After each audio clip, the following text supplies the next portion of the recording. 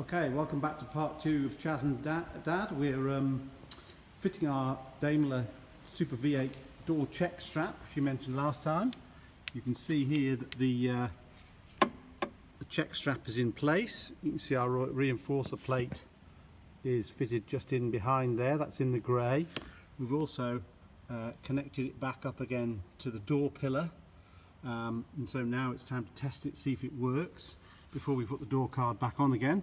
I'd like to pretend it was a nice simple job, but actually we've had quite a lot of problems with nuts and washers disappearing inside the door, but with the magic of television we can make all that go away and pretend it was a nice simple job. But my top tip would be, in the back of the door here, push something down here to stop things falling down into the bottom, as we've had to use magnets and cables and all sorts to try and get it out. So you can see now the door actually stays open fully, as it should, at this angle. It will close then to half, none of which it would do before. We'll just put these cables out of the way, and it shuts beautifully now. So you can see, opens smoothly, stays open at half, the half position there, stays open at the full position. Feels like a new door, which is exactly what we wanted. All we've got to do now is put the door card back on again, and we'll show you the final product in part 3.